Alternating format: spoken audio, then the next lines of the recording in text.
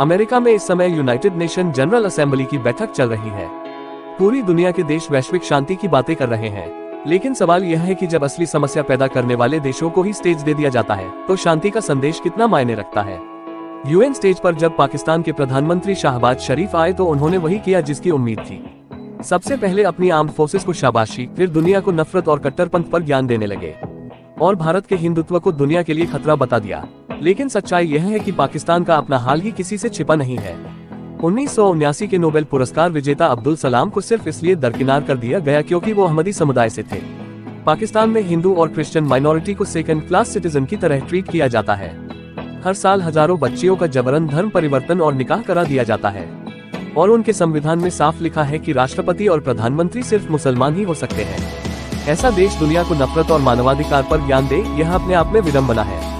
शाहबाज शरीफ ने कहा कि पाकिस्तान आतंकवाद का शिकार है, लेकिन सच्चाई यह है कि यूएन की लिस्ट में 150 से ज्यादा आतंकी पाकिस्तान के नागरिक हैं। लश्कर-ए-तैयबा, जैश-ए-मोहम्मद और हाफिज सईद जैसे आतंकी वहीं पलते हैं। ऐसे में पाकिस्तान का खुद को पीड़ित बताना हास्यास्पद लगता है। पाकिस्तान की इस बयानबाजी का भारत ने करारा जवाब दिया। भारत की युवा डिप्लोमेट पेटल गहलोत ने साफ कहा कि पाकिस्तान का ये ड्रामा उसकी विदेश नीति का हिस्सा है। हाल ही में पाकिस्तान ने यूएन सुरक्षा परिषद में द रेजिस्टेंस फ्रंट जैसे आतंकी संगठन को बचाने की कोशिश की थी। भारत ने याद दिलाया कि हमारे निर्दोष नागरिकों पर हमले पाकिस्तान से ही करवाए जाते हैं। भारत ने ये भी दो टूक कहा कि दोनों देशों के बीच कोई भी मुद्दा सिर्फ द्विपक्षीय बातचीत से सुलझेगा, किसी तीसरे पक्ष की कोई जगह नहीं है।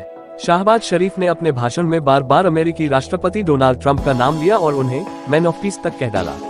पाकिस्तान की मंशा साफ है, अमेरिका से मदद लेकर कुछ अरब डॉलर अपनी झोली में गिराना। लेकिन ट्रंप ने भी पाकिस्तान को उसकी औकात दिखाई। बताया जाता है कि मुलाकात से पहले 3 घंटे तक वेट कराया गया। भारत ने ये भी कहा कि अगर पाकिस्तान अपने जले हुए रनवे और तबाह एयरबेस को जीत समझना चाहता है तो हमें कोई ऐतराज नहीं है। ये भारत का आत्मविश्वास और कूटनीतिक मजबूती ही है कि उसने एक ही मंच से पाकिस्तान और अमेरिका दोनों को साफ संदेश दे दिया। यूएन में इजराइल के प्रधानमंत्री नेतन्याहू भी बोले। उनके आते ही कई देशों के प्रतिनिधि हॉल छोड़कर चले गए, लेकिन नेतन्याहू ने डटकर अपनी बात रखी। उन्होंने साफ चेतावनी दी, हमास को तुरंत सभी 48 बंधकों को छोड़ना होगा, हथियार डालने होंगे, वरना इजराइल उन्हें खत्म कर देगा। उनका अंदाज किसी फिल्मी हीरो के डायलॉग जैसा था, अगर बंधक छोड़े तो जिंदा रहोगे, नहीं छोड़े तो हम तुम्हें ढूंढ कर खत्म करेंगे। तो इस बार यूनाइटेड नेशन की बैठक में भारत ने पाकिस्तान की बोलती बंद कर दी, अमेरिका को कड़ा संदेश दिया और पूरी दुनिया ने देखा कि भारत अब पीछे हटने वाला नहीं है। वहीं इजराइल ने भी अपने दुश्मनों को खुली चेतावनी दे दी। आपको भारत का ये जवाब कैसा लगा, कमेंट करके जरूर बताइए। फिलहाल के लिए बस इतना ही, जल्द ही मिलते हैं एक और बड़ी खबर के साथ।